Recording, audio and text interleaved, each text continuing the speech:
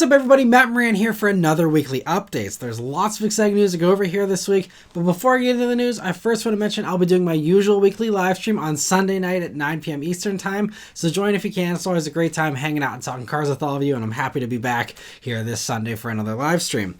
But getting into the news here this week, before I get into most of the other usual news that we always cover, first I'm going to cover one aftermarket thing, because I know everyone's going to message me or comment about it if I don't. So, Shelby American put out a new Shelby GT350. It is not a real GT350. It is just the people that own the Shelby name that do these things every couple of years as a cash grab. It's not a Ford actual thing, and it's not super special either, honestly. But this one is, sold through Ford dealers, but it's just like the Roush stuff, the RTR stuff. It's no more special than any of those things, honestly. It's still aftermarket, still a modified thing, and it's actually, just very off the shelf. So all it is a regular GT that either gets the unique appearance stuff you see here, which admittedly does look cool, but you either just get the appearance stuff on a stock GT, or they'll throw a Whipple supercharger on it, which is not even like custom made or anything. It is literally like an off-the-shelf Ford Performance Whipple supercharger, and that's it. And yeah, Ford Performance has been offering this for years, so this is like as generic as it comes as far as improving a GT Mustang. It does 810 horsepower with the supercharger. It goes up to 830 horsepower for the GT350R version, which is a track-ready version, and actually is more track-ready than, honestly, the Ford old GT350R was, because it's street legal still, but it adds a roll cage, adjustable suspension, racing brakes, and a variety of other things as well. And the good news, though, with this just being a regular GT underneath for both of these, is that you have the choice of either the regular 6-speed MT82 automatic. Of course, it doesn't get the actual good Tremec, but you get the MT82 there, or you get the 10-speed automatic, the torque converter one there.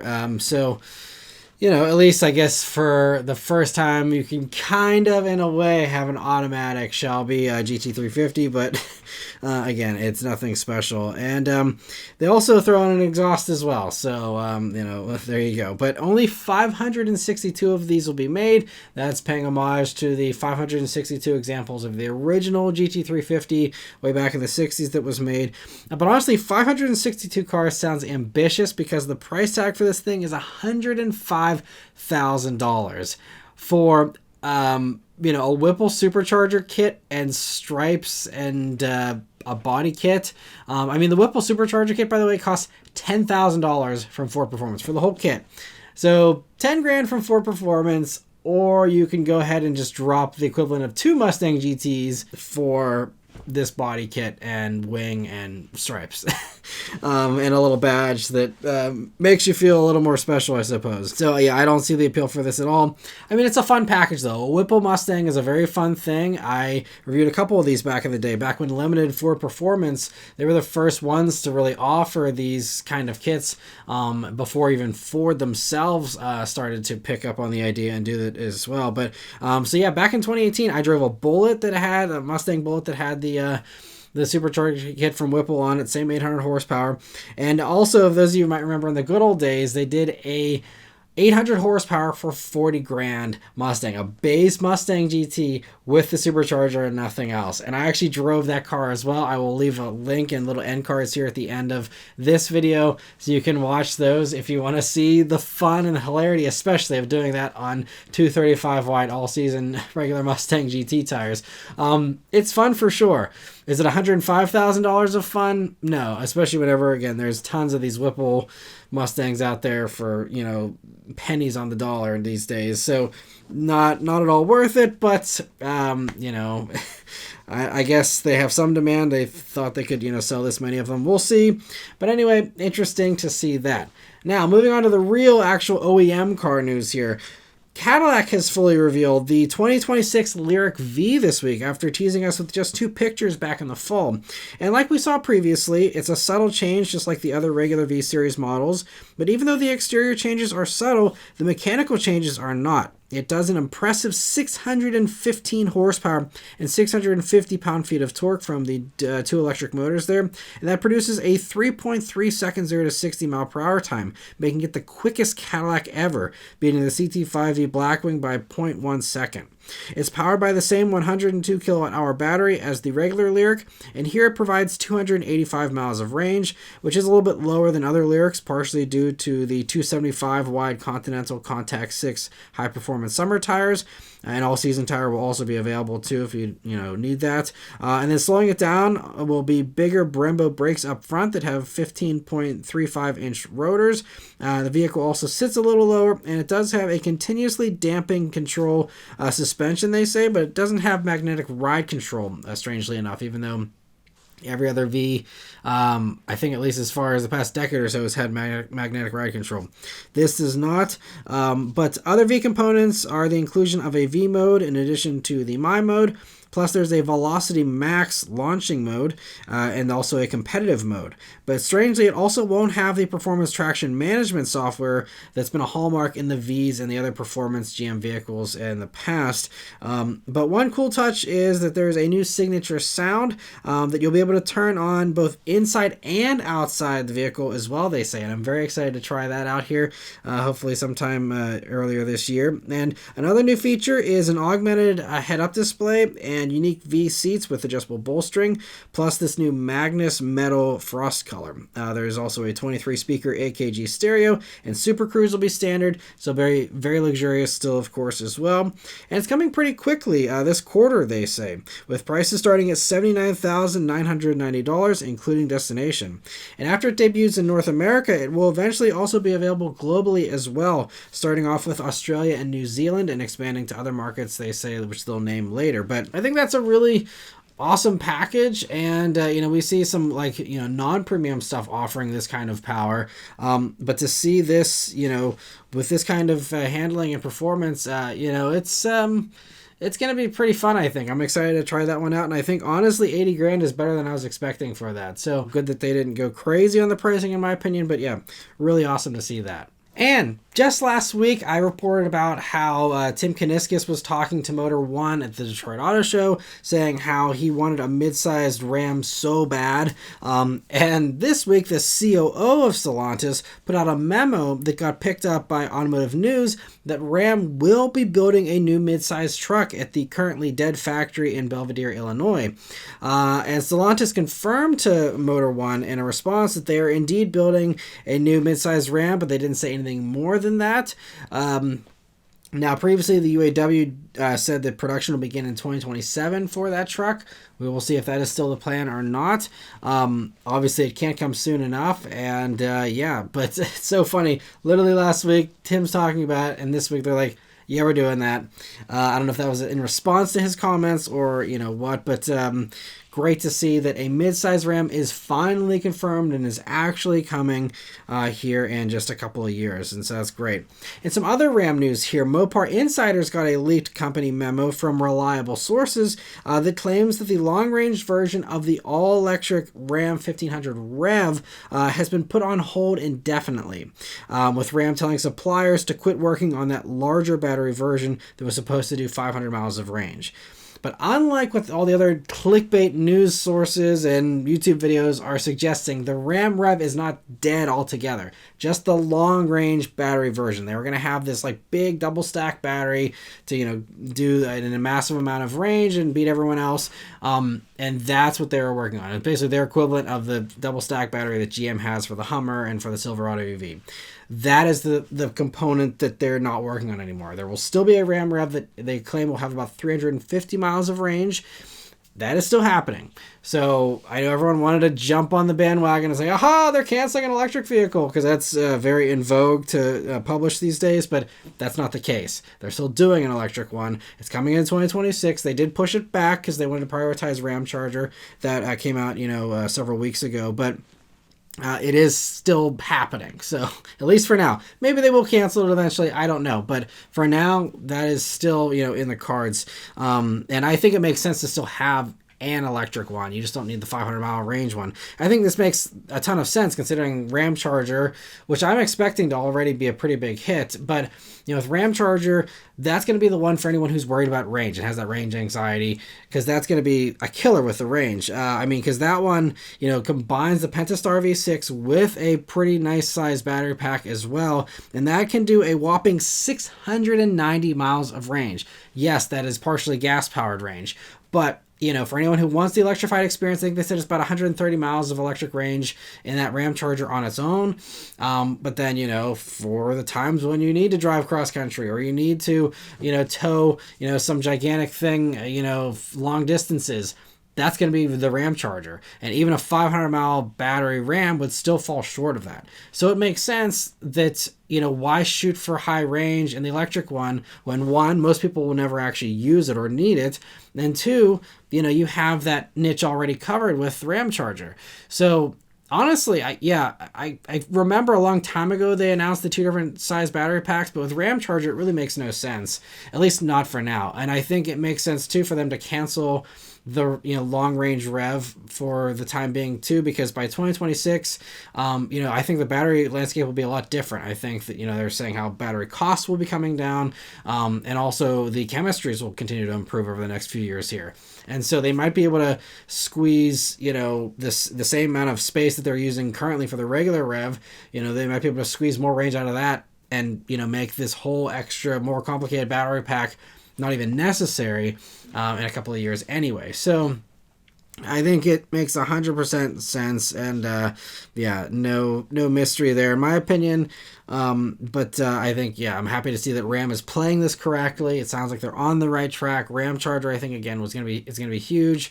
Like Tim said last week, they're, probably going to take a little bit of time to get the V8 back, but I'm sure that will probably come. That has not been confirmed, but seems fairly likely we will see that come back, at least for the duration of the next 4 years here, until possibly more, emissions regulations come back in sometime, in the end of the 2020s. We'll have to see about all that. But anyway, very good to see that Ram's playing that smartly. Nissan also appears to be shifting around their EV plans as well, with Automotive News reporting that Nissan has decided not to sell their upcoming subcompact EV here in the US. So they had planned to build it at the same Mississippi factory that'll be building a pair of electric sedans and SUVs for both Nissan and Infiniti, but they decided against building that other fifth vehicle there, opting to move production of that model to their plant in England and probably not bothering to ship it over. I don't think it's been completely rolled out officially to ship it over here, but it sounds like production is in fact moving to England for that one. And it was rumored that this small EV was previewed by the Chill Out concept from 2021, and that it could have potentially been the next generation Leaf. There was rumors that the Leaf will be going to more of a crossover kind of platform. Whether that was this vehicle we're talking about here or something else remains to be seen. Maybe the Leaf is different. I don't know. Nissan spokesperson told Automotive News that we will continue to evaluate market opportunities for new models and make adjustments accordingly. So they didn't say why they made this decision, and I don't think they confirmed very much either. Again, I don't know how much of this is just Automotive News reading between the lines and how much is stuff that was actually said to them.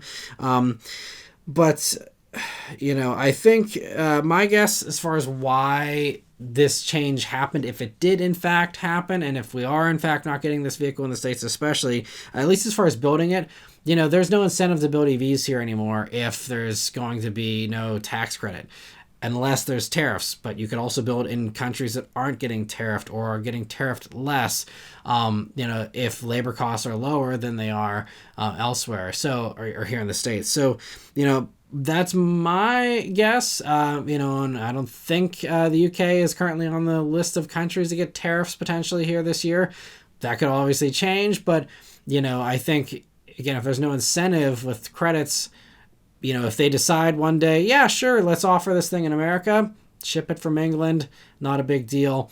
Companies do it all the time for a variety of products, and then, you have it here in the States, and again, just losing that tax credit removes that incentive, and there's no reason to keep this stuff here, especially if you can have high profit, giant gas guzzlers and stuff built here, probably save you on shipping too.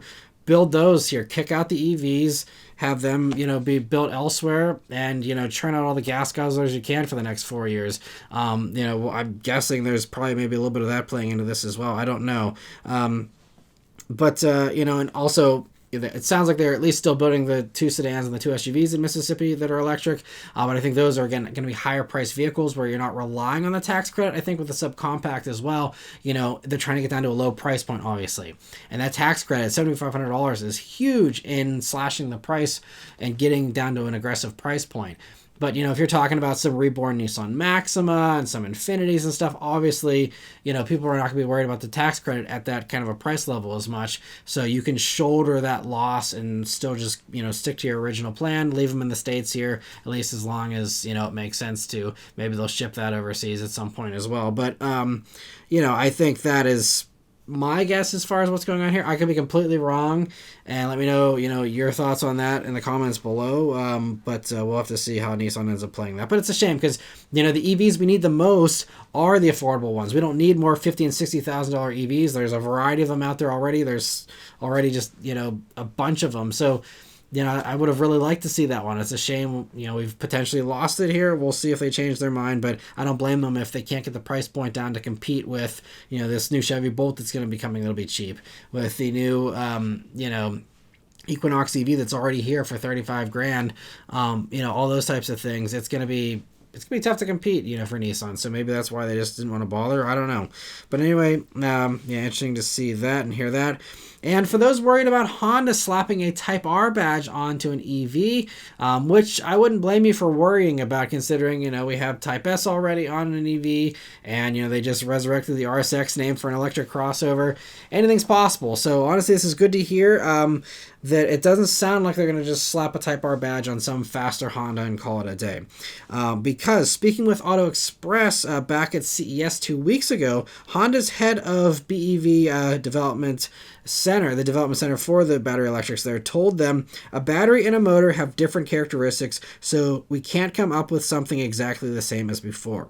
As an EV, how can we provide the joy of driving? We haven't given up, of course, but it's not just about power. It's about the sound, vibration, acceleration, and the human experience. These are the joys of driving.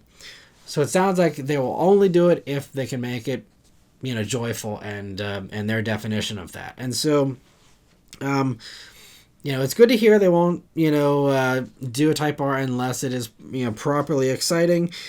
We do know, they have a lot of these components already. I mean, they're saying it's really challenging, and maybe it's challenging to do it to their satisfaction, but they already have a lot of the boxes checked here because we've already heard how they're working on some type of simulated manual, as is Toyota, a couple of other companies. And they showed us last fall they're playing around with sounds. There was a little screen in a Honda E, I think, where you could select. You could even have the sound of a Honda Jet, or you could have the sound of an NSX, from the 90s or the 2000s, or an S2000. All these different sounds you could select from. So I think at least they have the concept of that, ready to go there. So, you got sounds, you got shifting potentially. You obviously have the power thing covered there. And so, I think really the only thing they're missing here is vibration, and I guess maybe the human experience. If you don't get enough of that human experience with the sound and the shifting and the power, the vibration is the only thing that's missing. I think even Dodge had patented something about a vibration, and sometimes with the Charger EV, it was loud enough that you did kind of feel a little bit of a vibration just because of the sounds that was generated by the sound system or whatever, but you still felt something. So I don't think this is impossible. Again, whether it's done to Honda's satisfaction, they might be very picky about exactly how it's delivered and how it feels and how it makes you feel, that maybe even if they have all the components and all the ingredients, if they can't nail the recipe, maybe they just won't, bother with it. But they say they're continuing to work on it, continuing to try. But I'm just happy that those are the components that they're focusing on and considering. I think that's the right path. The Charger EV, the Ioniq 5N path, where you have all those kind of components.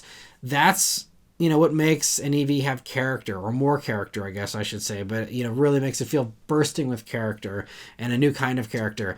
And so I'm hoping that, they do stick to that path, and, any more EVs I can get that aren't, silent and just fast in a straight line, the better. I mean, that's fun, and it's a, fun little thing in and of itself, but, the magic of Charger EV and Ioniq 5N is, what I definitely would like to see more of. Even if it is a gimmick, I'd rather take gimmicks than nothing at all. So we'll see what happens, but best luck to Honda. Hopefully they sort that out and we have an awesome electric Type R in the future. And we have a couple of news stories here this week about Polestar. So the first one is that they'll be offering a new entry-level model called the Polestar 7, interestingly enough, that they're continuing to just go up in numbers instead of sticking to the hierarchy. And according to their new business update they put out last week, it will be Polestar 7 is the new thing that's coming. And they also say it'll be the first model built in Europe, in Slovakia to be exact. And so it'll be a compact-sized vehicle just like the Polestar 4 and the 2, but will differentiate itself by being in a new segment, they say, and have a unique selling point, according to Polestar's head of design, which is kind of confusing. But he also added that it'll be performance-oriented and that Polestar is known for its progressive design, with each car standing out and creating its own buzz. So too will Polestar 7. It is incredibly exciting to bring Polestar's design ethos to a new segment. Polestar 7 will be everything our customers expect from us, both in terms of design and performance. So it's a bit confusing, first off, as far as what that segment will be, because they already have the crossover thing covered, and the sedan thing's already kind of covered already with Polestar 2, which they also previously confirmed is not going away and not being replaced by the 7. So I don't know, how many of these like small compact entry level things you can have. But they also say it's performance oriented, but that doesn't really give us any hints since there's fast versions of everything in the Polestar lineup. So that's not unique or any clue really. And so the one guess on the Polestar forum that was put out there was that it could be a wagon and possibly be related to the Chinese Zeekr 007. I think it's called the 7 GT for like the wagon version that was just revealed. So it could be that, because there is some, collaboration. That's something that Polestar has been doing, and Volvo as well. They got that Volvo minivan that's basically just a Chinese minivan in other markets. And so there could be that, but I'm not sure if that would be considered entry level if it's, fairly decent sized, and, the wagon thing to me seems more higher end. So, I mean, maybe the entry level thing, because they didn't specifically say that in here. I think other interviews and other things have suggested it'll be entry level, but maybe it won't be entry level, because the other idea is it could be like a Polestar version of like the large ES90 sedan, and if they're sticking to the regular hierarchy, doing something big for the Polestar 7 makes sense, whether it's a large sedan, is that ES90 is what Volvo's doing a Polestar version, I guess could make sense, or possibly even, Polestar's own version of a 3-row SUV, much like the EX90, but then just, do Polestar and do a version of that. Who knows what'll happen. It's all, very confusing, honestly, and we'll just have to wait and see. All we know is that a vehicle called the Polestar 7 will be arriving at some point in the future and be built in Slovakia. That's about all we have to go off of. But interesting to kind of, run with the rumor mills there and see. But another quick little bit of confirmed Polestar info here is that it sounds like their design language will be changing, with their new CEO telling Car Magazine in the UK that American and Chinese buyers don't want too much understatement, like their current cars have, and that instead, the brief I gave new design boss Philippe Romers is to highlight the performance and show it in a confident way. That doesn't necessarily mean more colors, more paint choice drives complexity, but you know what? Polestar is sometimes a bit too modest, a bit too humble, but don't expect a radical change. It's a fine line. So it's sad to hear they probably won't get more colors. Colorful cars are fun, but, I guess I understand. I also think, their cars look great already, but I mean, I think they could use something a little bit fresher because it is, Polestar 2 has been around for, 5 years now with the same styling. And I think keeping things fresh from a design standpoint, and not doing the evolutionary thing with all these Polestars looking, largely, similar. I can kind of see, the modesty there, I suppose, that he's talking about. But I think they're beautiful cars that age very well. And, whenever you go wild and crazy, that's the kind of stuff that usually doesn't age as well. So, I guess we'll see. I mean, like you said, it's a fine line. So, don't expect it to turn into, some BMW XM monstrosity or anything. But, hopefully, maybe it jazzes them up a little bit. We'll have to wait and see. But let me know what you think about Polestar's current design there in the comments below. And for the last news story here this week, remember how, GM and Hyundai signed a memorandum of understanding back in the fall? And so there were rumors, and I covered all these rumors in the past about badge engineered versions of Hyundais and Chevys, and Hyundai could get a giant SUV or a full-size truck. Or, maybe we get a new Chevy Malibu. We had all kinds of, fun ideas. But now we're getting more info on what one of the potential components, at least, could be for this partnership. Because on an analyst call this week, Hyundai's CFO revealed that we are considering rebadging our commercial EVs and supplying GM. The deal will pave the way for our entry into the North American commercial vehicle market. So now we're getting a little bit of insight. It still isn't super clear to me because I'm kind of surprised why either GM, well, especially GM, why they're interested in trying to, get new commercial EVs. I could see how this is kind of beneficial for Hyundai if they want to get their foot in the door, but why can't they do that on their own? What do they need GM for, if they could just do it themselves? Maybe they don't have the dealer network of, like Hyundai commercial stuff, but I feel like they do have some Hyundai commercial stuff already here. I don't know, but, the only thing I can think of, GM already has the Bright Drop, which is kind of like their big delivery truck kind of thing. They had originally had contracts with like FedEx and I think UPS as well. And I don't know if those are still standing for those, but maybe they want something a little smaller to compete with Ford's e-Transit and some of those other, smaller electrified offerings. And maybe that's where, this Hyundai, I believe it's called the ST1 platform for these things could come in to maybe replace, the ancient Chevy Express vans possibly, which are ancient. It's hilarious. They still sell the Express van. And if you want to kill some time just for kicks, you can go onto the configurator on Chevy's site and configure a Chevy Express van. It's hilarious, the lack of options, and the options that are on there, like cruise control is $350, just regular cruise control in a Chevy Express van. You can select the option on the configurator, $350 for regular cruise control. It's hilarious. Anyway, but fun little thing I uncovered. But also, they could maybe even replace their Isuzu-based low cab forward is what they call that little flat-faced kind of thing that Chevy's been putting badges on for a while. So maybe it's trying to replace some of that old stuff. Maybe that's the idea from GM's standpoint. And instead of fighting Hyundai and competing with them with all their ancient stuff, they just join forces.